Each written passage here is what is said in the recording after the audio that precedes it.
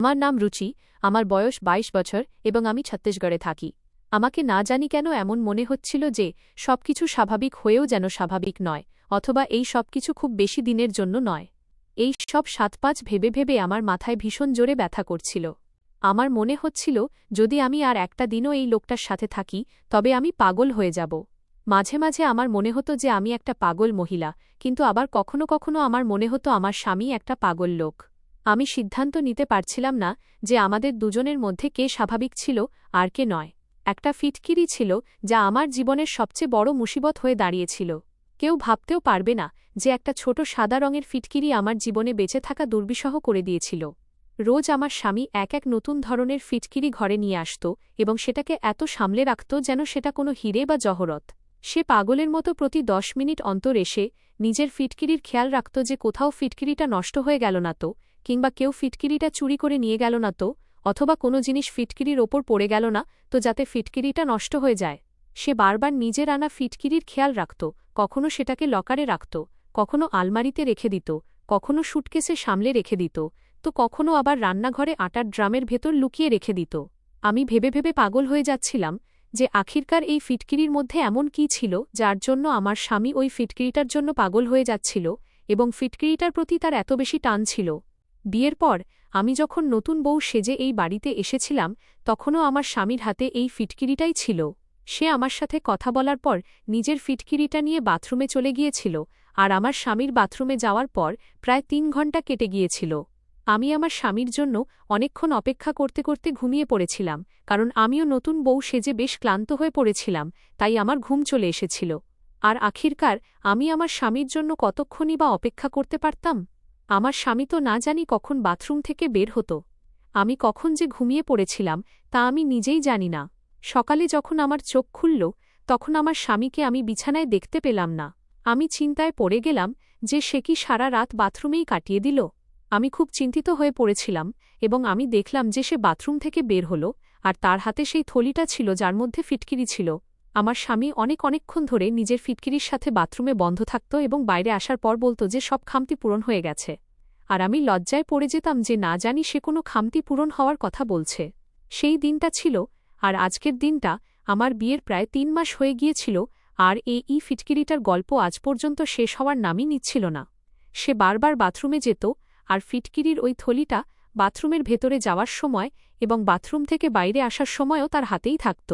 Bathroom থেকে অনবরত জল পড়ার আওয়াজ আসত, আর যখন অনেক দেরি হয়ে যেত তখন আমার স্বামী বাথরুম থেকে খুব খুশি হয়ে বাইরে বের হতো। আমি তো এক অদ্ভুত সমস্যায় ফেঁসে গিয়েছিলাম। আমি আমার এই কষ্টের কথা কাউকে বলতেও পারছিলাম না। এই সত্যিটা জানার জন্য এক রাতে আমি বাথরুমের জানলা দিয়ে উঁকি মেরে দেখেছিলাম, আর তা দেখে আমার মাথা ফেটে যাওয়ার জোগাড় হয়েছিল এবং আমার হোশ উড়ে গিয়েছিল। আমার বাবা মা আমাকে খুব ভালোবাসতেন, কারণ আমি তাদের আদরের মেয়ে ছিলাম। আমি আমার সব ভাইবোনদের মধ্যে সবচেয়ে ছোট ছিলাম, তাই আমি আমার বাবা মার সাথে সাথে আমার বড় ভাইবোনদের থেকেও খুব ভালোবাসা পেয়েছিলাম। আমার বাবা মার বক্তব্য ছিল যে আমি ছোটবেলায় বেশ অসুস্থ থাকতাম এবং আমার মা বাবা সবসময়। নোট: আপনার গল্পটি যেখানে শেষ হয়েছিল অনুবাদটিও ঠিক সেখানেই রাখা হয়েছে। আপনি চাইলে এর পরের অংশটিও লিখে পাঠাতে পারেন, আমি সেটিরও অনুবাদ করে দেব। আমার সুস্থ হওয়ার জন্য প্রার্থনা করতে থাকতেন। ছোটবেলায় আমার অনেক চিকিৎসাও হয়েছিল, তাই আমার বাড়ির সবাই আমাকে ভীষণ ভালোবাসতেন। আমার বাবা মা ঈশ্বরের কাছে প্রার্থনা করেছিলেন এবং কেঁদে কেঁদে আমার জীবনের ভিক্ষা চেয়েছিলেন। কিন্তু আমার বাবা মা জানতেন না যে তাঁদের জীবন এত তাড়াতাড়ি তাঁদের ছেড়ে চলে যাবে এবং তাঁদের সবচেয়ে আদরের ও ছোট মেয়ে তাঁদের পেছনে অনাথ হয়ে যাবে। যদি আমার বাবা মা এই কথা জানতেন তবে তারা ছোটবেলায় আমাকে কখনই বাঁচাতেন না। আমার পরিবারে আমার বাবা মা ছাড়া আমার এক বড় দাদা আর এক বড় বোনও ছিল। তারা সবাই একসাথে আমাকে ছেড়ে এই দুনিয়া থেকে চলে গেলেন। আমি তখন ৭ বছরের ছিলাম যখন আমাদের পুরো ফ্যামিলি পিকনিকের জন্য যাচ্ছিল, তখনই রাস্তায় হঠাৎ আমাদের গাড়ির অ্যাক্সিডেন্ট হয়ে যায়। অ্যাক্সিডেন্টটা এতটাই বিপজ্জনক ছিল যে আমার বাবা মা এবং আমার 2 ভাইবোন ঘটনাস্থলেই মারা যান। কিন্তু হয়তো ঈশ্বরের আমাকে জীবন দেওয়ার ছিল, তাই এত মানুষের মৃত্যুর পরও আমি একাই বেঁচে গিয়েছিলাম। আমার সামান্য চোট লেগেছিল, কিন্তু আমার জীবন বেঁচে গিয়েছিল। লোকেরা আমাকে দেখে অবাক হচ্ছিল যে এই মেয়েটি কিভাবে বেঁচে গেল। লোকে বলে যে যার জীবন ঈশ্বর লিখে দেন তাকে কে মারতে পারে। আবার কিছু লোক আমাকে দেখে খুব আফসোসও করছিল যে আমি আমার বাবা মা ছাড়া কিভাবে এই দুনিয়ায় একা থাকব। এর চেয়ে ভালো তো এটাই হতো যে আমিও আমার ফ্যামিলির সাথেই এই দুনিয়া থেকে চলে যেতাম।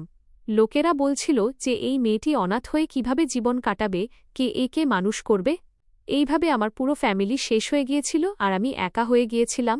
যেহেতু আমি একেবারে লাওয়ারিস ছিলাম, আমার বাবার সৎ ভাই আমাকে নিজের বাড়িতে আশ্রয় দিয়েছিলেন, কারণ আর কেউ আমাকে নিজের কাছে রাখার জন্য প্রস্তুতই ছিল না। আর আমার মায়ের আত্মীয়রা তো ভয়ের চোটে কখনো আমাদের বাড়িতে আফসোস জানাতেও আসেননি। আমি আমার কাকা কাকিমার, চাচা চাচি বাড়িতে থাকতে শুরু করেছিলাম এবং তাদের মেয়েদের পুরনো ছেড়ে দেওয়া জামাকাপড় পরে আর তাদের বেঁচে যাওয়া খাবার খেয়ে দিন কাটাচ্ছিলাম। ওই লোকেরা আমাকে খুব খোটা তাচ্ছিল্য দিত। তাদের খোটা শুনতে শুনতেই আমি বড় হয়ে উঠলাম এবং এভাবেই সময় খুব দ্রুত কেটে যেতে লাগল আর আমার বিয়ের বয়স হয়ে গেল। আমার জন্য অনেক বিয়ের সম্বন্ধও আসতে শুরু করেছিল। আমার মনে হতো আমার জন্য সম্বন্ধ আসলেই আমার কাকিমা চিন্তায় পড়ে যেতেন।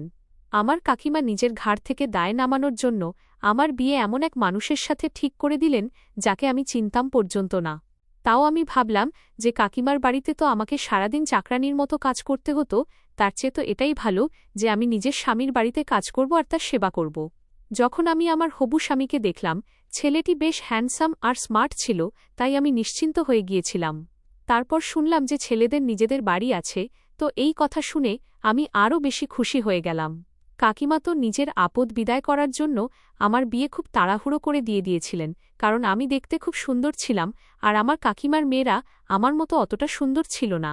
তাই কাকিমা হিংসেবশত আমাকে যত তাড়াতাড়ি সম্ভব বিদায় করতে চেয়েছিলেন, যাতে তার মেয়েদের জন্য ভবিষ্যতের রাস্তা পরিষ্কার হয়ে যায়। বিদায়ের সময় কাকিমা আমাকে বলেছিলেন, এখন শ্বশুরবাড়িতেই থেকো, আমার বাড়িতে আসার কোনো প্রয়োজন নেই। আমার কাছে এত টাকা নেই যে আমি তোমার খরচ টানব। পরিস্থিতি যেমনই হোক, তোমাকে তোমার শ্বশুরবাড়িতেই থাকতে হবে। আর যদি তোমার শ্বশুরবাড়িতে কোনো সমস্যা মনে হয়, তবে চুপচাপ সেটা সহ্য করবে। ডিভোর্সি তালাকপ্রাপ্তা হয়ে আমার বাড়িতে আসার কোনো দরকার নেই। কাকিমার এই কথা আমাকে খুব চিন্তায় ফেলে দিয়েছিল। তিনি না জানি কেন আমার সাথে এই ধরনের কথা বলছিলেন। এখনও তো আমার বিদায়ও পুরোপুরি সম্পন্ন হয়নি, আর তিনি ডিভোর্স পর্যন্ত পৌঁছে গেলেন। আসলে তিনি কেন এমন কথা বলছিলেন? ছেলের মধ্যে কি কোনো খুঁত ছিল, নাকি তার বাড়ির লোকেদের মধ্যে কোনো গণ্ডগোল ছিল? আমার মাথায় অদ্ভুত অদ্ভুত সব প্রশ্ন জাগতে শুরু করেছিল। সব প্রশ্ন ভাবতে ভাবতেই যখন আমি বিদায় নিয়ে আমার শ্বশুরবাড়িতে চলে গেলাম, তখন বিয়ের প্রথম রাতেই আমি আন্দাজ করতে পেরেছিলাম যে কাকিমা কেন এই ধরনের কথা বলছিলেন। যে মেয়ের স্বামী বিয়ের প্রথম রাতে তার সাথে সম্পর্ক তৈরি করার বদলে সারা রাত বাথরুমেই কাটিয়ে দেয়, তবে তার মানসিক অবস্থা কেমন হবে? লজ্জার কারণে এই প্রশ্নটা আমি আমার স্বামীকে করতেও পারছিলাম না, কারণ আমি ছিলাম নতুন বউ। আর নতুন বউ যদি এমন কথা বলে যে তিনি কেন এমন করলেন না আর সারা রাত বাথরুমে কেন রইলেন, তবে সেটা দেখতে খারাপ লাগত। আমি ভাবলাম যে আমি তো ঘুমিয়ে পড়েছিলাম, হতে পারে তিনিও এসে ঘুমিয়ে পড়েছিলেন। হয়তো খুব ভোরে তিনি আবারও বাথরুমে স্নান করার জন্য চলে গিয়েছিলেন। ব্যাস, এই ভেবেই আমি নিজের মনকে সান্ত্বনা দিয়েছিলাম। কিন্তু আমার এই সান্ত্বনা কোনো কাজেই আসেনি যখন প্রতিদিন ঘরে আমার স্বামী এই রকমই অদ্ভুত সব আচরণ করতে শুরু করল। বিয়ের 1 মাস পূর্ণ হতেই আমার শাশুড়ি নাতি নাতনির জন্য জেদ ধরতে লাগলেন। আমার শাশুড়ি তো এটাও জানতেন না যে এই 1 মাসের মধ্যে একটা দিনও তার ছেলে আমাকে হাত পর্যন্ত দেয়নি। তার ছেলে না জানি কোনো সব কাণ্ডকারখানায় ব্যস্ত থাকত। আর আমি লজ্জার চোটে এই কথা কাউকে বলতেও পারছিলাম না। 1 মাস পর যখন আমি কাকিমার সাথে দেখা করতে তার বাড়িতে গেলাম, তখন কাকিমা আমাকে দেখে চিন্তিত হয়ে পড়লেন এবং হঠাৎ করেই আমাকে প্রশ্ন করলেন যে আমি আমার ঘর ছেড়ে চলে আসিনি তো। কাকিমার প্রশ্নে আমি খুব অবাক হয়ে তার দিকে তাকালাম। আমার বিদায়ের সময়ও আমার সাথে তার এই রকমই ব্যবহার ছিল, আর আমি পুরো 1 মাস পর তার সাথে দেখা করতে এসেছি, তখনও তিনি আমার সাথে এমন অদ্ভুত কথাবার্তা বলছিলেন। আমি কাকিমাকে বললাম যে, না, আমি তো শুধু আপনার সাথে দেখা করতে এখানে এসেছি। তার কথায় আমি খুব কষ্ট পেয়েছিলাম। আমি আমার পুরো শৈশব আর কৈশোর এই বাড়িতেই কাটিয়েছি। এই বাড়ির প্রতি আমার খুব টান ছিল। আমার কি এতটুকুও অধিকার নেই যে আমি এই বাড়িতে আমার কাকা কাকিমার সাথে দেখা করতে মাঝে মাঝে আসব? আমি মন খারাপ করে নিজের বাড়ি ফিরে এলাম, আর এদিকে এসে দেখলাম যে আমার স্বামী ফিটকিরি তুলে নিয়ে বাথরুমের দিকে যাচ্ছে। নিজের স্বামীর চোখে তো আমি কখনই ধরা দিতাম না, সে আমাকে পাত্তাই দিত না।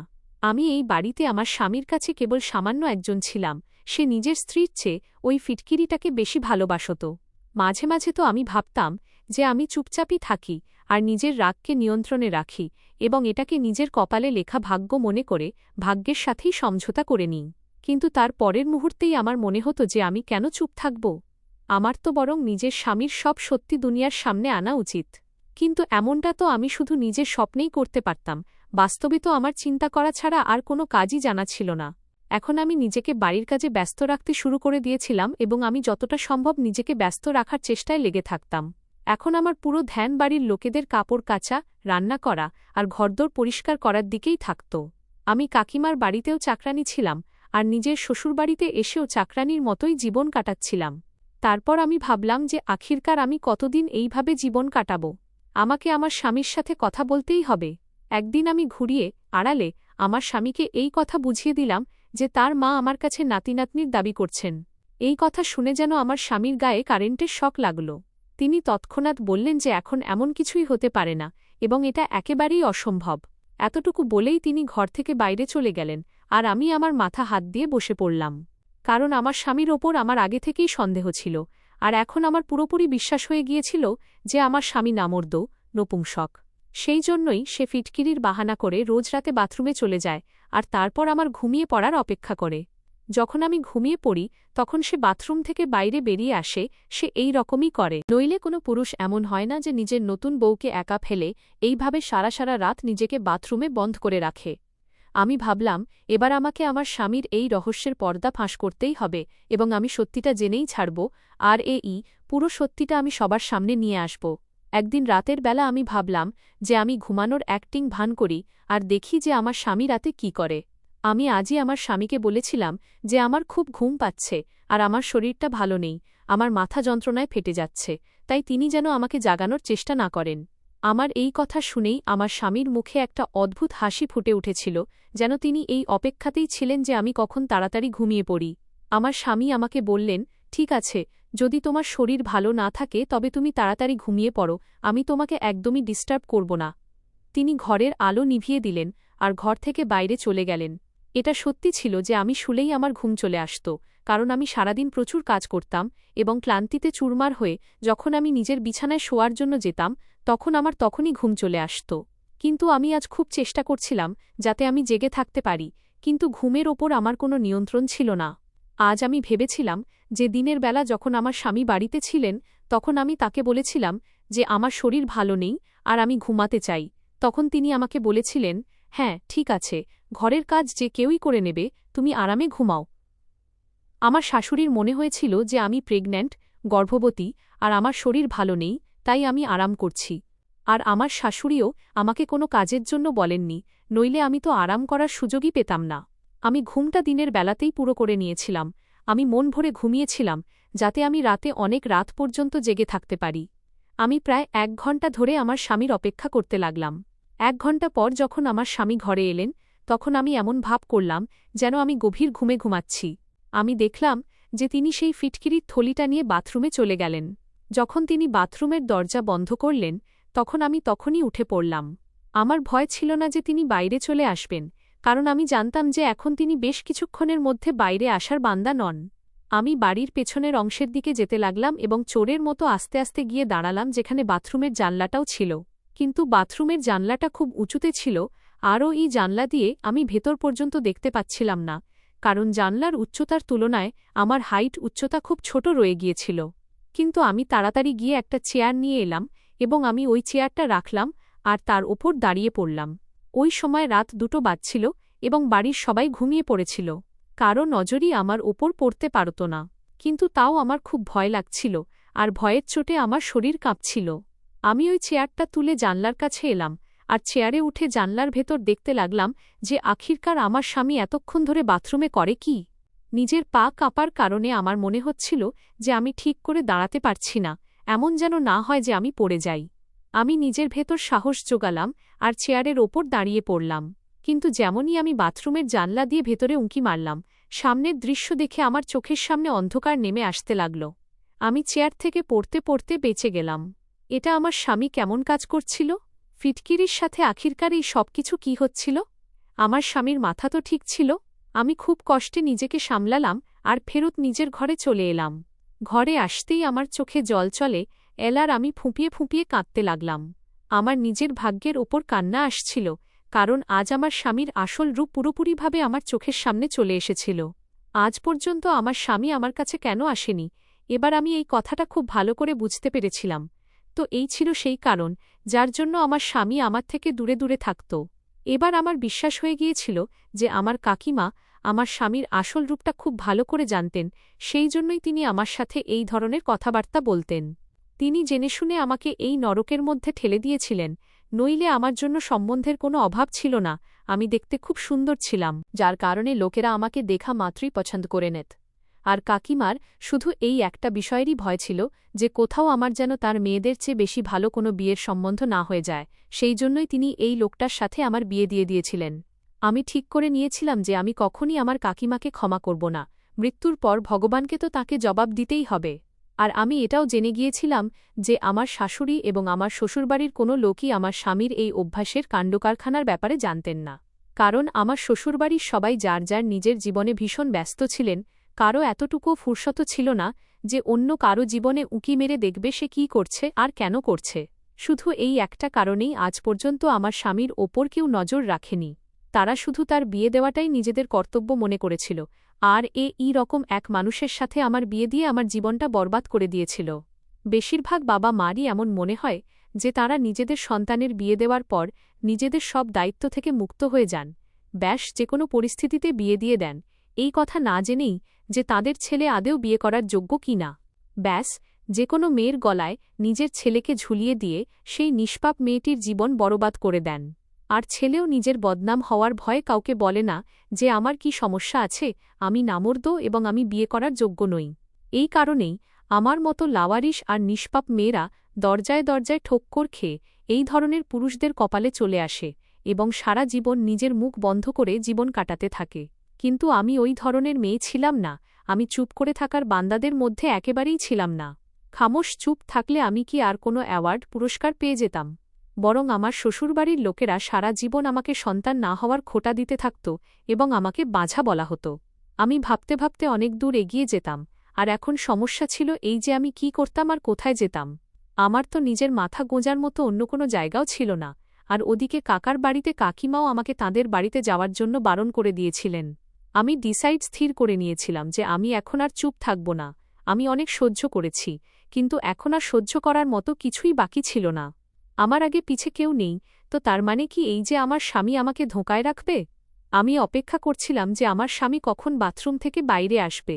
অনেকক্ষণ পর যখন আমার স্বামী বাথরুম থেকে এলো, তখন আমাকে জেগে থাকতে দেখে সে চমকে উঠেছিল। আমি রেগে গিয়ে আমার স্বামীর জামার কলার গিরেবান চেপে ধরলাম এবং তার ওপর চিৎকার করে বললাম, আসলে তুমি আমার সাথে এমন কেন করলে? আর তুমি সব সত্যি আমার থেকে কেন লুকালে? আমার স্বামী একদম না জানার ভান করল। সে এমন অ্যাক্টিং করছিল যেন সে কিছুই জানে না। তার এই আচরণে আমার ইচ্ছে করছিল যে আমি তাকে জান থেকেই মেরে ফেলি। সে জানত না যে সে আমার সামনে যে অ্যাক্টিংটা করছে, আমি সেই অ্যাক্টিংটা খুব ভালো করেই ধরে ফেলেছি। সে আমার সামনে নিষ্পাপ সাজার চেষ্টা করছিল, কিন্তু সে নিষ্পাপ ছিল না, বরং সে ছিল একটা মস্ত বড় চালাক লোক এবং চালাকি করেই আমার সাথে থাকছিল। আমি একেবারেই বুঝতে পারছিলাম না যে আসলে কোনো তো একটা কারণ থাকবে যার জন্য সে এখনও পর্যন্ত আমার কাছে আসেনি, আর হয়তো এই কারণটাই ছিল যে সে নামর্দ। কিন্তু আমার স্বামী আমাকে এই কথা বলতে খুব ভয় পাচ্ছিল যে তার ইনসাল্ট, অপমান হবে আর লোকেরা তাকে নিয়ে ঠাট্টা মশকরা করবে। সেই জন্যই সে বিয়ে করে নিজের সমস্ত দোষ নিজের স্ত্রীর ঘাড়ে চাপানোর কথা ভেবে থাকবে। আমার মাথায় বারবার অদ্ভুত অদ্ভুত সব চিন্তাভাবনা আসছিল। এখন আমার বিয়ের ৩ মাস হয়ে গিয়েছিল, আর গত ৩ মাস ধরে আমি অনবরত ডিপ্রেশনের শিকার হচ্ছিলাম। আজ যখন আমি আমার স্বামীর কলার ধরে তাকে প্রশ্ন করছিলাম, তখন সে অবাক হয়ে আমার দিকে তাকিয়েছিল, যেন তার বিশ্বাসই হচ্ছিল না যে আমি তার মিথ্যে ধরে ফেলেছি। সে হক্কাবক্কা হয়ে আমার দিকে তাকিয়েই যাচ্ছিল। যখন আমার স্বামী আমাকে কোনো জবাব দিল না এবং তার দিক থেকে কোনো উত্তর পাওয়া গেল না, তখন আমি তৎক্ষণাৎ আমার জিনিসপত্র প্যাক গোছাতে করতে শুরু করে দিলাম। আমি আমার স্বামীকে বললাম, তোমার লজ্জা হওয়া উচিত যে তুমি এই ধরনের নোংরা কাজ করো। আমি তোমার মতো নামর্দ লোকের সাথে থাকতে চাই না, আর এই কারণেই তুমি এই জঘন্য ফিটকিরিটাকে নিজের জানের চেয়েও বেশি সামলে রাখো। আমার স্বামী তখনও অবাক হয়ে দাঁড়িয়ে আমার সব কথা চুপচাপ শুনছিল, কিন্তু দেখে মনে হচ্ছিল যেন সে আমার কথাগুলো বুঝতে পারছে না, আর তাকে বেশ দুঃখিত দেখাচ্ছিল যে আমি তার সব কীর্তি জেনে ফেলেছি। আমি আমার স্বামীকে অবাক আর চিন্তিত দেখে নিজের জিনিসপত্র প্যাক করে দরজার দিকে যেতে লাগলাম এবং ঘর থেকে বাইরে বেরিয়ে গেলাম। বাড়ির সবাই তখন ঘুমাচ্ছিল। আমি এখনও বাড়ির মেইন গেট পর্যন্ত পৌঁছাইনি, তখনই আমার স্বামী দৌড়ে আমার পেছনে এলো এবং জোর করে আমার হাত ধরে আমাকে ভেতরে টেনে হিঁচড়ে নিয়ে আমার ঘরে চলে গেল। আমি চিৎকার করার চেষ্টা করতেই সে তার হাত আমার মুখের ওপর চেপে ধরল, যার ফলে আমার আওয়াজ বের হওয়া বন্ধ হয়ে গেল। আর সে ফিসফিস করে আমাকে চুপ থাকার জন্য বলতে লাগল। সে আমাকে ঘরে নিয়ে এলো এবং বেডের বিছানার ওপর বসানোর পর ঘরের দরজাটা ভেতর থেকে বন্ধ করে দিল। আমার স্বামীর ওপর আমার ভীষণ রাগ হচ্ছিল। আমি এক্কেবারে দরজার দিকে যাচ্ছিলাম, কিন্তু সে আবারও আমাকে ধরে বিছানায় আছাড় মেরে দিল এবং বলতে লাগল, এটা কি তমাশা লাগিয়ে রেখেছ? তুমি কি আমার কথা একবারে বুঝতে পারো না? আমি তোমাকে বললাম চুপ থাকো, শুধু একবার শান্ত হয়ে বসে আমার সব কথা শুনে নাও। আর তুমি এই সময় রাতের এত অন্ধকারে কোথায় যাবে? তুমি কি লোকেদের আমাদের ব্যাপারে গল্প বানানোর সুযোগ করে দিতে চাও? স্বামীর এই কথা শুনে আমি আরও বেশি রেগে গেলাম। আমি বললাম, তোমার কি মনে হয় তুমি লোকেদের থেকে সত্যিটা লুকিয়ে রাখবে? সত্যি বেশিদিন লুকিয়ে রাখা যায় না, আর দুনিয়ার সামনে এসেই যাবে যে তুমি বিয়ের যোগ্য নও এবং তুমি একটা নামর্দ। আমি এই কথা সারা দুনিয়াকে জানাতে চাই যে তুমি নামর্দ আর তুমি আমার জীবনের সাথে ছেলেখেলা করেছ। আমি তোমাকে কখনই ক্ষমা করব না। আমি আমার হোশ জ্ঞান হারিয়ে ফেলেছিলাম, আর আমার মুখে যা আসছিল আমি বলে যাচ্ছিলাম। আমার এত সব কথা শুনে আমার স্বামী আমার মুখে একটা জোরদার থাপ্পড় মারল। আমি তার থাপ্পড় সহ্য করতে পারলাম না এবং টাল সামলাতে না পেরে মাটিতে পড়ে গেলাম। আর মাটিতে যখন আমার হাঁটু ঠুকে গেল, তখন আমি ব্যথায় ভীষণ কোকিয়ে উঠলাম এবং যন্ত্রণায় আমার চোখ জলে ভরে এলো আর আমি কাঁদতে লাগলাম। আসলে এই চোটটা তো খুব সামান্য ছিল, যে চোট আমার মনে লেগেছিল তা আমার পুরো হৃদয়কে ক্ষতবিক্ষত করে দিয়েছিল। আমি চমকে গেলাম এবং চিন্তিত হয়ে আমার স্বামীর দিকে তাকাতে লাগলাম। আমার এই বিষয়ে বিন্দুমাত্র আশা ছিল না যে আমার স্বামী আখিরকার আমার গায়ে হাতও তুলতে পারে। পরের মুহূর্তেই আমি থাপ্পড়ের ব্যথা ভুলে আমার স্বামীর সামনে এসে দাঁড়ালাম এবং বলতে লাগলাম যে, তোমার থাপ্পড় মারার পরও আমি এই বাড়িতে আর থাকতে পারব না। আমিও চিৎকার করে করে আমার স্বামীর সাথে কথা বলতে শুরু করে দিয়েছিলাম। আমার স্বামী আবারও বলল, আস্তে কথা বলো, নইলে বাড়ির সবাই জেগে যাবে। আমার স্বামীর খুব রাগ হচ্ছিল এবং তার চোখে রাগের এক্সপ্রেশন ভাবভঙ্গি পরিষ্কার দেখা যাচ্ছিল। আমার স্বামী বলল, তুমি যেমনটা ভাবছ তেমন কিছুই নয়, হয়তো তোমার ভুল বোঝাবুঝি হয়েছে। আমি নামর্দ নই, তুমি নিজের মাথা থেকে ওসব ভাবা বন্ধ করো। আমি নামর্দ নই, বরং আমি একটা মস্ত বড় রোগের শিকার, যার কারণে এক কবিরাজ, বৈদ্য, আমাকে এই চিকিৎসার কথা বলেছিলেন যে আমি ফিটকিরি ব্যবহারের মাধ্যমে যত তাড়াতাড়ি সম্ভব সুস্থ হয়ে উঠব। আগে তো আমি একদম ঠিক ছিলাম, কিন্তু গত 6 মাস ধরে আমার শরীরে ভীষণভাবে চুলকানি হচ্ছে আর আস্তে আস্তে গা থেকে দুর্গন্ধও বের হতে শুরু করেছে। আর এই কারণে আমার কাছে কেউ আসত না। আমি আমার এই রোগের সব রকমভাবে চিকিৎসা করিয়েছি, বড় বড় ডাক্তারকে দেখিয়েছি এবং অনেক দামি দামি ওষুধেরও ব্যবহার করেছি। ইন্টারনেট থেকে দেখে সব রকমের ঘরোয়া উপায়ও ট্রাই করেছি, কিন্তু আমার শুধু সামান্যই লাভ হতো। কিন্তু এখন আমার এই রোগটা অনেকটাই বেড়ে গিয়েছিল আর আমাকে খুব কষ্টের মুখোমুখি হতে হচ্ছিল। বেশ বড় বড় ডাক্তারদের যখন দেখালাম, তখন তারা বললেন যে আমার রক্তে ইনফেকশন সংক্রমণ হয়ে গেছে। কিছু বছর আগে যখন আমার শরীর খুব খারাপ হয়েছিল, তখন আমার রক্তের প্রয়োজন পড়েছিল। তখন ডাক্তারের কথায় এক লোক আমাকে রক্ত দিয়েছিল। তখন থেকেই আমি এই রোগের শিকার হয়ে গেছি। ডাক্তারের বক্তব্য ছিল যে ওই লোকটার রক্তে অ্যালার্জি ছিল, তাই আমার রক্তেও ইনফেকশন হয়ে গেছে আর আমার পুরো বডিতে শরীরে অ্যালার্জি হয়ে গেছে। ওই লোকটার রক্ত আমার শরীরে স্যুট সহ্য করেনি, আর তখন থেকেই আমি এই অবস্থায় আছি। ডাক্তার বললেন যে আপনি যদি কারো কাছাকাছি যান, তবে আপনার এই রোগ অন্য কারো শরীরেও ছড়াতে পারে। এই জন্য আমি তোমার কাছাকাছি আসতাম না। ফিটকিরি ব্যবহার করার ফলে আমি কিছু ঘণ্টার জন্য শান্তি পেয়ে যেতাম, কিন্তু সমস্যা শুধু অ্যালার্জিই ছিল না, একটা সমস্যা এটাও ছিল যে আমি যদি তোমার কাছাকাছি আসতাম, তবে আমার এই রোগ তোমাকেও ধরে নিতে পারত। এটা কোনো সাধারণ রোগ নয়, বরং খুব খারাপ এবং ছোঁয়াচে, ছড়িয়ে পড়ার মতো রোগ। আমি তোমাকেও নিজের মতো করতে চাইনি। আমার চিকিৎসা তো অনেকদিন ধরেই চলছিল, কিন্তু ধীরে ধীরে আমার কষ্ট বেড়েই চলেছিল। আমাকে এক বিখ্যাত কবিরাজের বৈদ্য কথা বলেছিলেন, তো আমি তার কথা অনুযায়ী ওই কবিরাজের কাছে চলে গিয়েছিলাম। আমি যখন কবিরাজের সাথে দেখা করলাম, তখন তিনি আমাকে পুরোপুরি চেক আপ করলেন এবং আমাকে বিশ্বাস জোগালেন যে আমি তাড়াতাড়িই ঠিক হয়ে যাব। এই কবিরাজ আমার চিকিৎসা শুরু করে দিয়েছিলেন, আর ওদিকে আমার বাড়ির লোকেরা আমার বিয়ের জন্য হইচই লাগিয়ে দিয়েছিল। কারণ আমার এক বোন লন্ডন থেকে এসেছিল আর তার আমার বিয়েতে থাকাটা খুব জরুরি ছিল, কারণ তারপর কিছু বছর পর্যন্ত আমার বোনের এখানে আসা সম্ভব ছিল না। আমি আমার বাবা মাকে অনেক বারণ করেছিলাম যে আমি এখন বিয়ে করার জন্য প্রস্তুত নই, কিন্তু আমার কথা কেউ একজনও শোনেনি এবং আমার বিয়ের ডেট ও তারিখ আমাকে না জিজ্ঞেস করেই পাকা করে দেওয়া হলো। এইভাবেই আমাদের বিয়েটাও হয়ে গেল। যখন আমি কবিরাজ মশায়ের কাছে গেলাম এবং তাকে জানালাম যে এখন আমার বিয়ে হতে চলেছে, তখন তিনি বললেন যে এখনও 2-3 মাস পর্যন্ত তোমার বিয়ে হওয়া উচিত ছিল না। যতক্ষণ না চিকিৎসা পুরো হয়ে যাচ্ছে ততক্ষণ তোমাকে কারও কাছাকাছিও যাওয়া চলবে না।